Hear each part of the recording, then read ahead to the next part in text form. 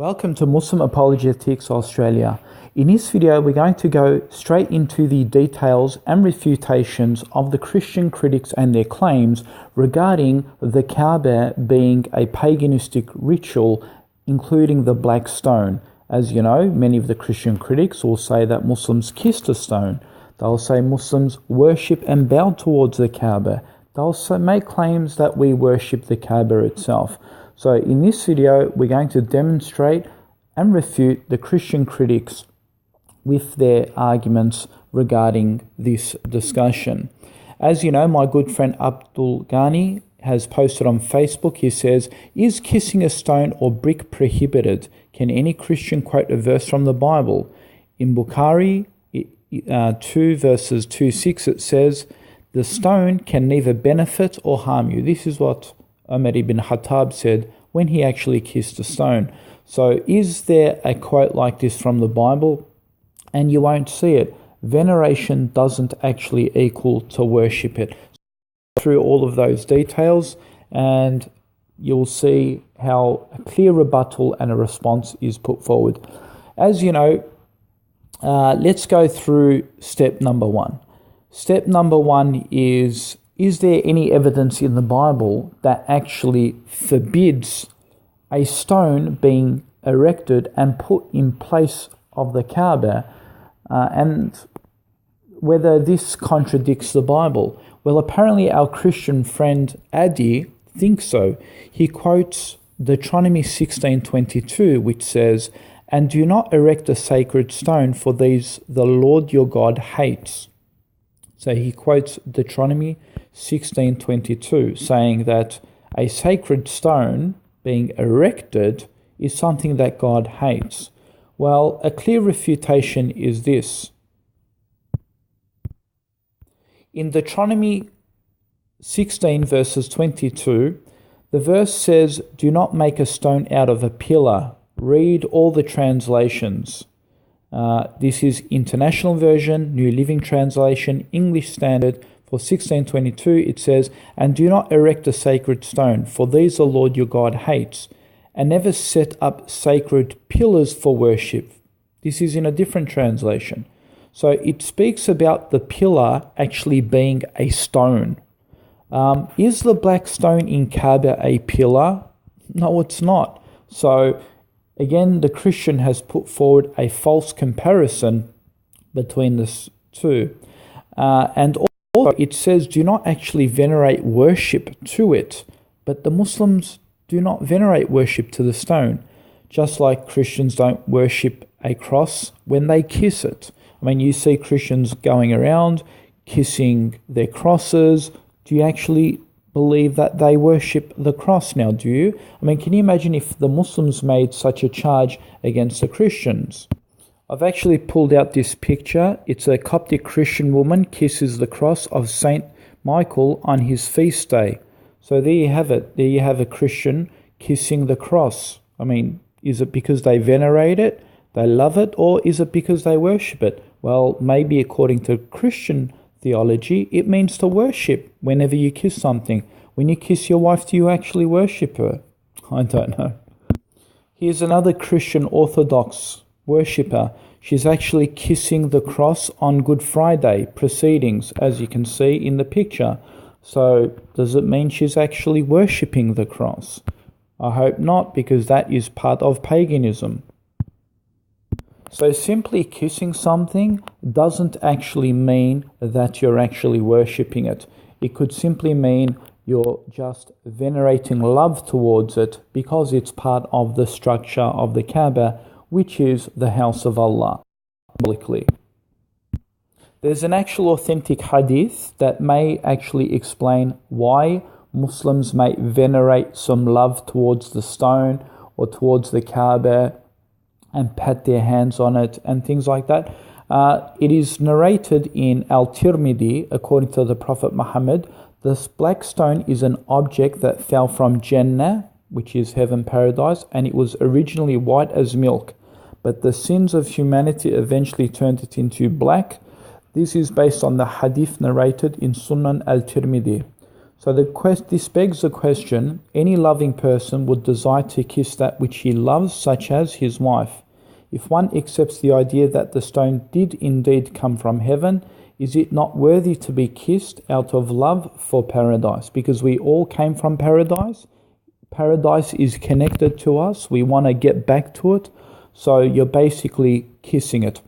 I mean, can you imagine, you were basically in a spaceship, you left planet Earth, you went out into the universe, and somehow you got lost in the universe, and eventually you found your way back home, you came to the Earth, and when you landed to the Earth, you kissed the ground because you missed it so much, you were so happy you're back to the Earth.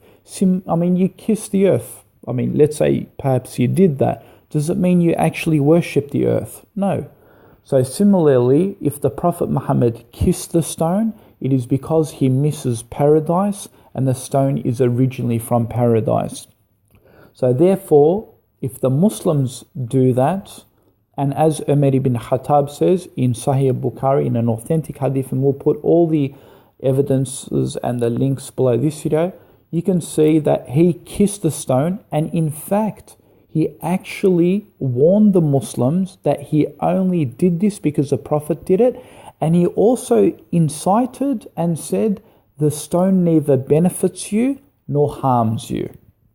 This clearly debunks the Christian position and that any worship is venerated towards it. And in fact, Umar actually warned the Muslims that this stone, you can kiss it because the Prophet did it, but it can neither harm or benefit you. There are some Christian apologists that say that on the day of judgment, that this stone will bear witness, meaning it will speak on behalf. And, these Christian critics say, well, what do you mean it can't neither benefit or harm you? It will actually speak and testify on the day of judgment. This is actually false assertion and a false comparison. On the day of judgment, even our hands and our feet will speak. It will tell us where we went and where we didn't go. So Allah will use any means. He will speak to anything in the creation, and that creation will testify that that person came and touched him and did his pilgrimage. And of course, if that person committed sins, like he used his legs to go to a place that is sinful, then those legs will testify. If he's hurt someone with his hand, then that hand will also testify. So the Christians need to be consistent.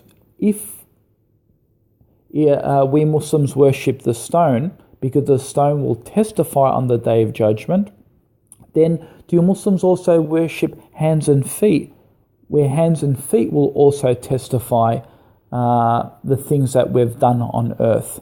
So this is a false equivocation, and they have got no arguments at all. It's just a desperate attempt. So the stone will only symbolically just, be a means to testify that you were there at a certain place. Allah already knows that. Allah doesn't need a stone to testify, but Allah uses that as a means, symbolically. So the Christians have got no argument. Umar ibn Khattab said the stone can neither benefit you nor harm you. He's talking about in this life, that it cannot benefit or harm you. The power only belongs to Allah alone, and that's it. I'll put a hyperlink below this video, and you can see there is even evidence in the Bible. Jacob used a rock as a pillar for worship and even put oil on his rock. And I'll put a hyperlink below this video, and you can see it for yourself. This is according to the Bible. And here are Jews kissing the house of worship, the wall. And you can see it at the 16th second. So let's watch. Here you go, Jew praying and kissing the wall. Praying towards the wall. Look at that, bowing towards the wall. So are they actually worshipping the wall? Will any Christian go out and call Jews pagans for bowing towards the temples? No, they won't do that. So why do they do it with Islam? Well, the Jews probably do that because they've got evidence.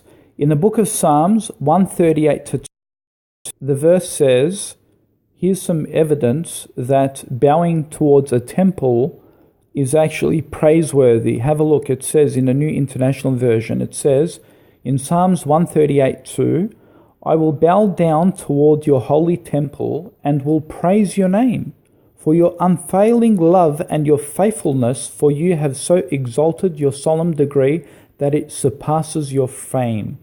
So here we can see that individuals, and they weren't even condemned by Yahweh for doing this. It says they were bowing towards the temple, the holy temple, and they were praising. So again, where is the consistency now from the Christians? So when Muslims do a particular ritual by bowing towards the Kabbah, this is apparently worshipping the Kabbah itself.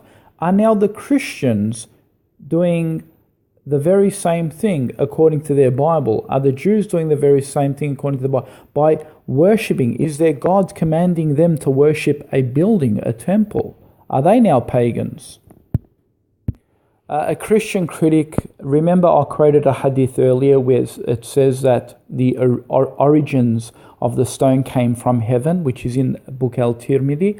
A Christian objected to this and said, it can actually benefit and harm you. His second argument is that the stone actually turned black when people touched it. And he claims that the sins were actually absorbed, right? As you can see here, Adi writes, he says, furthermore, this contradicts another hadith that says the stone was sent down white but became black after it absorbed the sins of man. He said, I'd say that was kind of a benefit, wouldn't you? So notice the Christian puts his twist on it. Complete manipulation and twist. Nowhere does it actually say that when the actual stone turned black, it took away the sins of human beings. It never did this. So how does the stone benefit by absorbing sin? It doesn't remove sin by touching it. What is meant by becoming black is that the sins of man reflected on the pure rock. It didn't mean it took away the actual sins.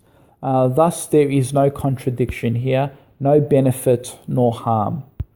In fact, if that was the case, then every Muslim would want to touch it, right? I actually did the pilgrimage in Kabbah, I think it was in 2006. And you know what? I didn't even really pay attention to it. I saw the rock. It was in a distance. There was a lot of people touching it.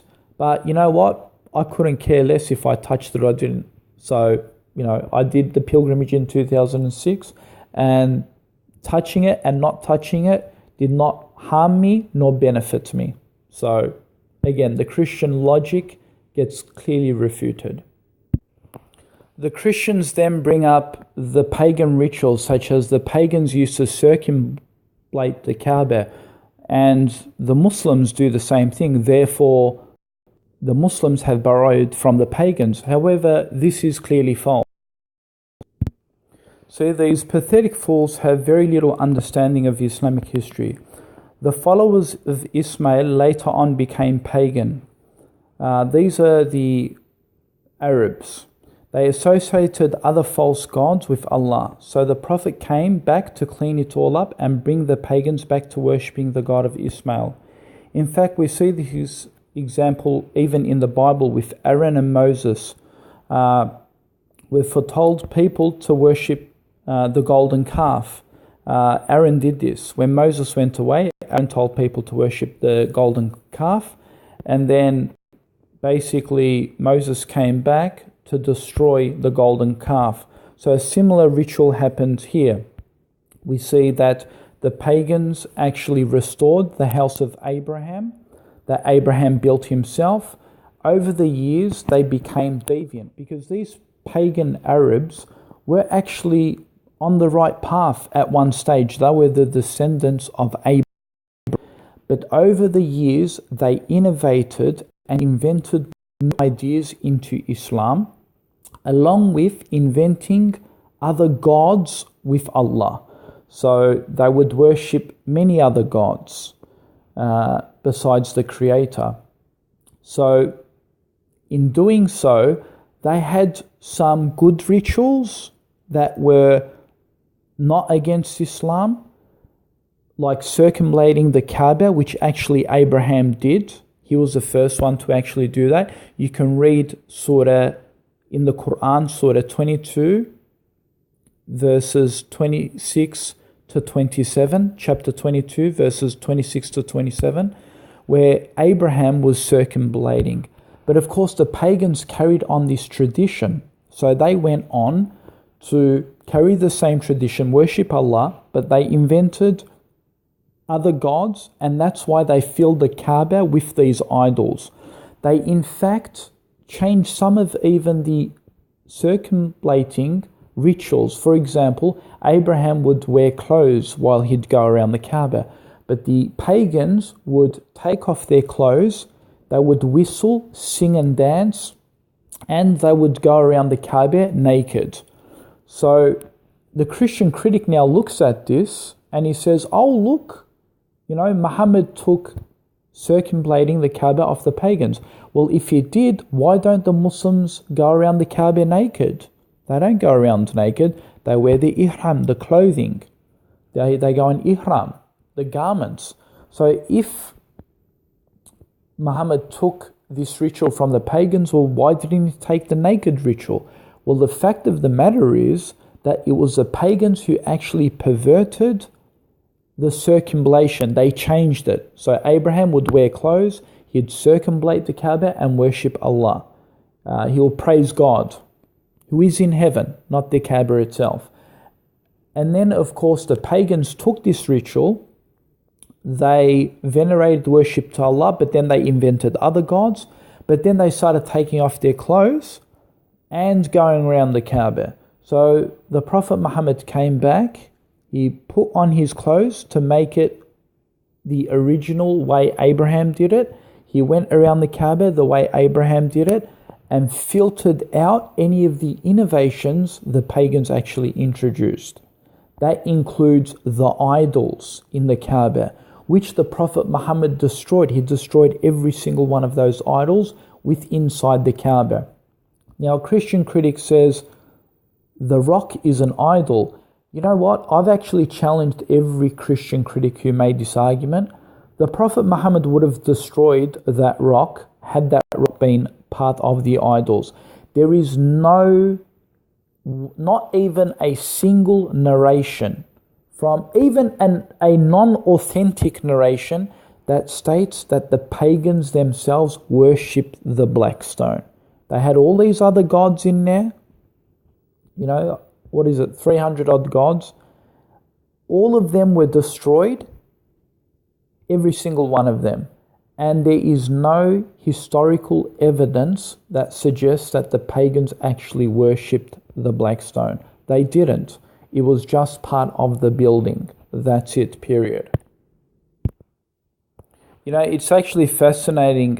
Some of the Christians actually say things like, Abraham never had a connection with Saudi Arabia or Mecca. They would say things like Abraham's descendants or Abraham never traveled to Mecca. Yet, it's interesting because Ismail is the seed of Abraham, which is his father and the father of all Arabs. Therefore, they ought to have a connection with Mecca. I know Christians often like to say there is no historical evidence Abraham or his sons travelled to Mecca, yet on the other hand, Christians cannot give us substantial evidence this was never the case, as if they travelled throughout history and recorded every step Abraham made. I mean, think about it for instance, Addy likes to say things like, the pagans actually helped Muhammad put the stone into the Kabbah. Therefore, Muhammad followed the traditions and rituals of pagans. But look how this argument actually backfires. Can you imagine if a Hindu came and helped build a Catholic cathedral or a Protestant building or a church? Would we say, a Hindu pagan has influenced the Christian church? No. Pagans can help build a true house of worship of God. Even though those pagans may be deviant or misguided, the house of God has got nothing to do with the theology and the mindset of these pagans. God could get anyone. God could even get an atheist to build a mosque. If an atheist wanted to help build a mosque for the Muslims, there's no problem in it. He doesn't believe in God, but he wants to help the Muslims build a mosque. We're not going to say, the house of God was now built by an atheist, therefore it's impure. Come on. This is the Christians have to really get serious in their arguments. Like I said, that these pagans, although they were pagans, they were just deviant. All they had to do is remove the 300 and odd whatever gods they put in the Kabbah, come back to the original message of Abraham, and then they can become Muslim again. And that is exactly what happened in the tradition of Islam. Can you imagine when you have some Catholics who venerate worship to Mary. They actually call upon Mary, they bow towards Mary, and they ask Mary for assistance. You have deviant, heretical sects of Catholics. Not all Catholics, but some of the Catholics. These Catholics are still Christians, aren't they? They believe in Jesus Christ. They believe in his salvation, in his death and resurrection. But should we say, look, they do these traditions, therefore they're all outcasts? No, you wouldn't say that.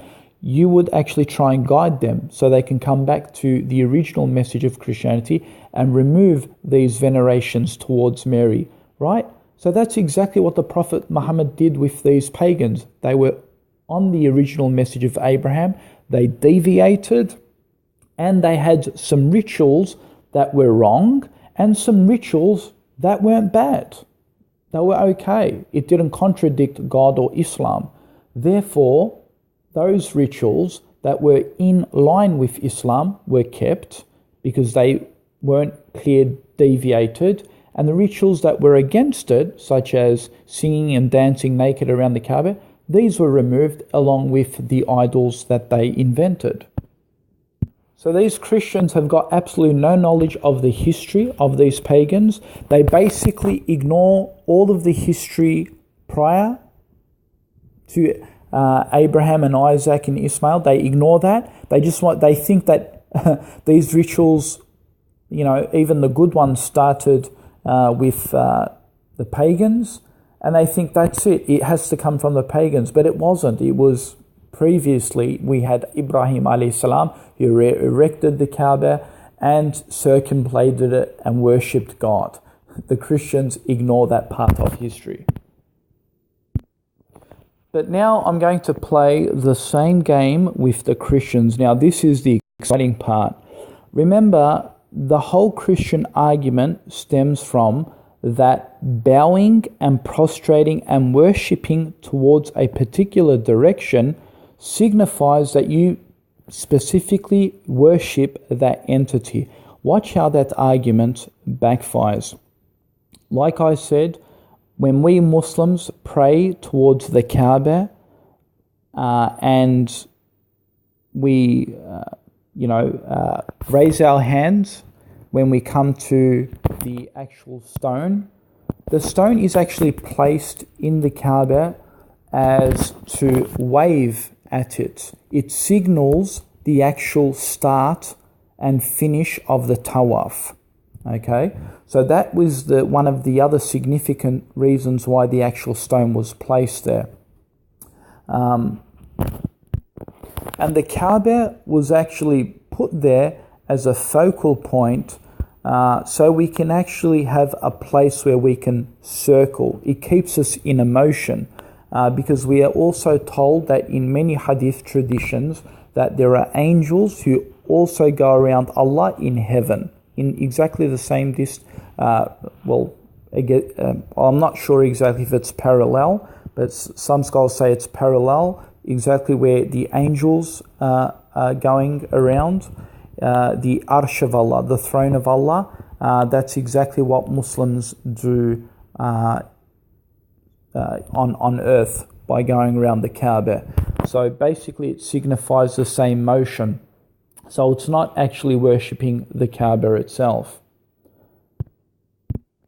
But I'm going to show you now how simply worshipping or looking or prostrating towards something, if this actually means to actually worship that item that you're bowing towards, then there's a huge problem in Christianity, and this is where the tides are going to turn.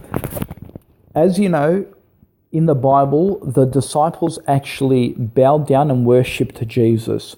Now, Christians say this is evidence and proof of the divinity of Christ because disciples worshipped Jesus. They fell before him and they prayed. And I'll put the reference here. You know, it's where doubting Thomas came to Jesus, Jesus opened his hands and Thomas put his fingers into the holes, and then Thomas saw a miracle and so forth. And, you know, this was after the crucifixion. And then Thomas bowed down and worshipped Jesus. And Christians say, oh, look, this is this proves that Jesus is God. Of course, we can go into the point that this doesn't mean that Jesus is God, because the word term worship, proskuneo, means to lick someone's hand like a dog. It is only to venerate love and, of course, respect. You know, you could go to see the royal family and bow towards them. Does that mean you worship the royal family in England? No, of course not. This is the method that people use to respect others, by bowing towards them. And in fact, one could make the argument that this was just part of astonishment. When Thomas saw the miracles happen in front of him, he said, "My God, my Lord." You know, just like if you saw, Thomas down the street cutting his hand with a rainbow knife, and you see blood going everywhere, you'd say, "My God, Thomas, why did you do that?" Similarly, when Thomas said, "My God, my Lord" to Jesus, he said it out of astonishment when he saw the miracles happen in front of him, where Jesus apparently rose from the dead. The holes were not in his arms any longer.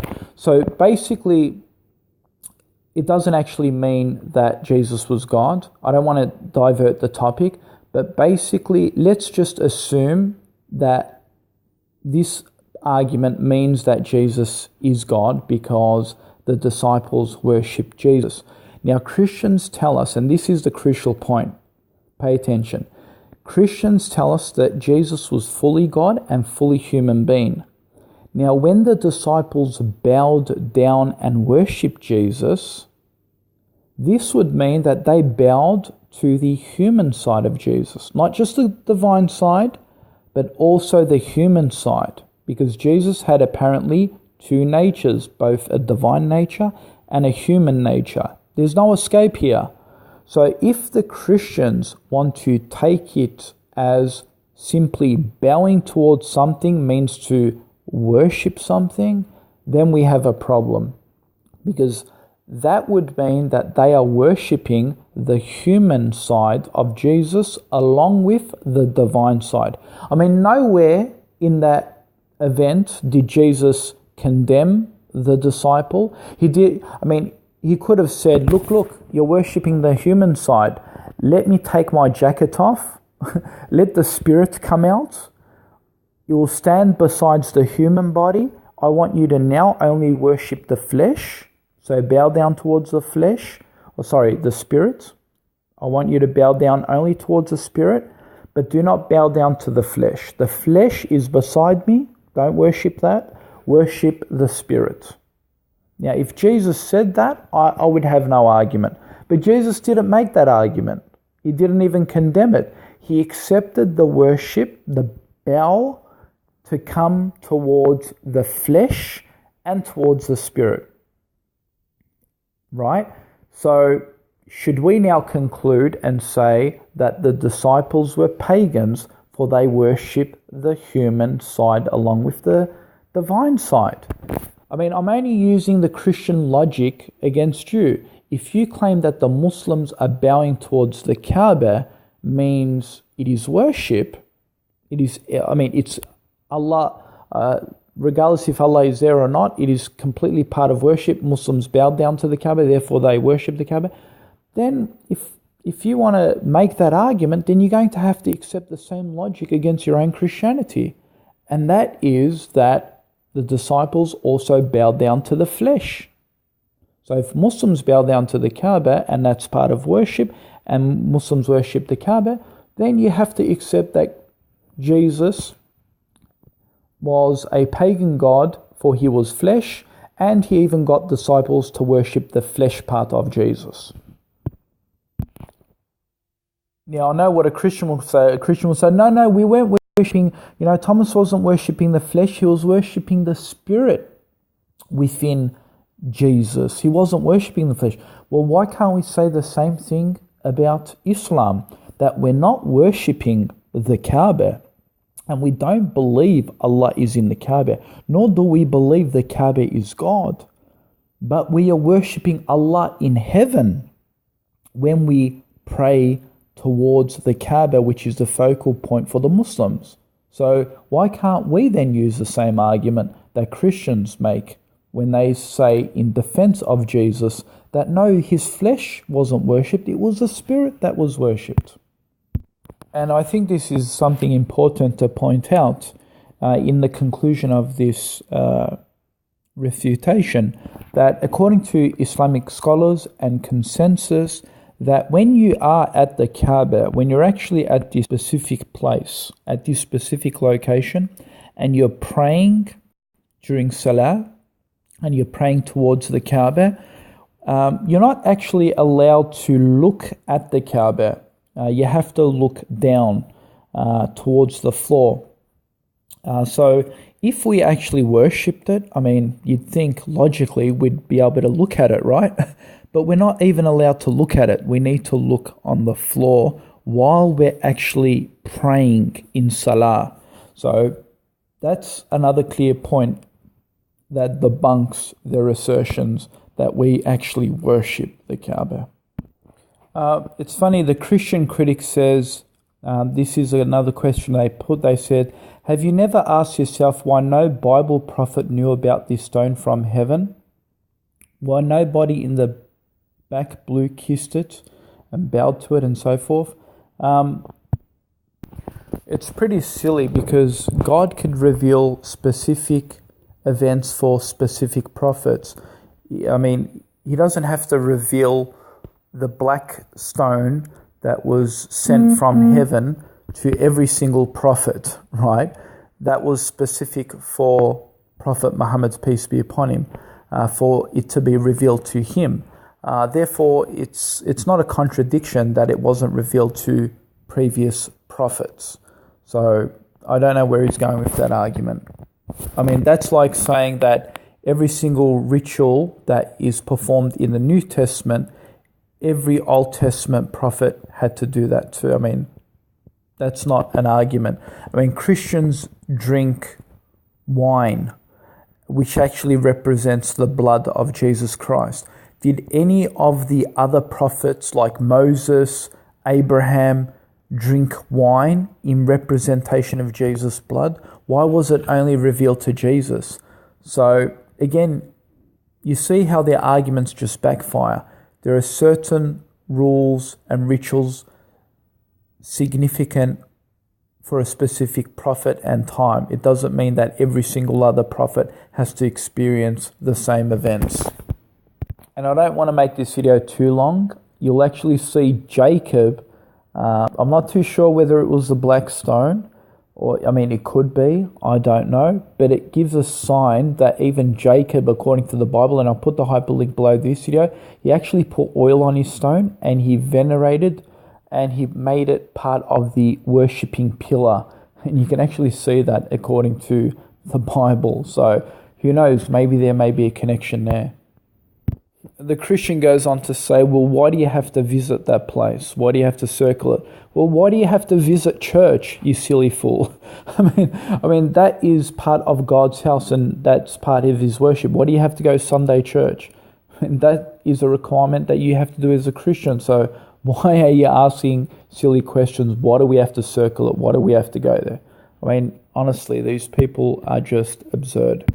Here's another significant point to consider. How come the Christians don't say that we worship Marwa and Safwa? That's actually part of the Kabbah, the actual pilgrimage. It's part of the rituals where we have to run between Marwa and Safwa.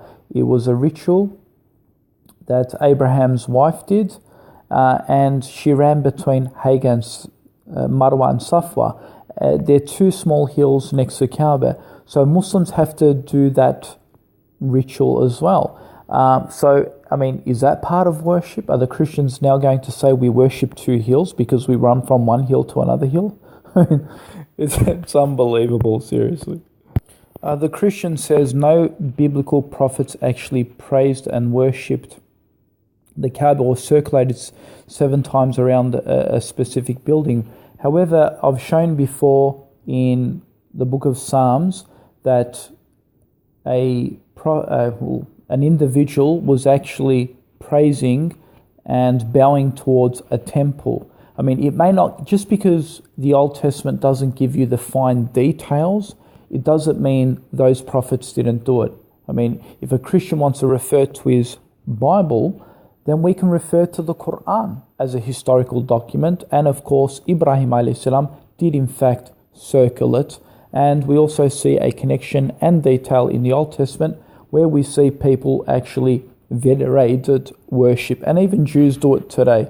It's not obviously the Kaaba, but they still have a wailing wall that they actually venerate towards. So we still have a connection without a doubt. Just because those intricate details are not there specifically, it doesn't mean that it disqualifies that, prophets didn't do it.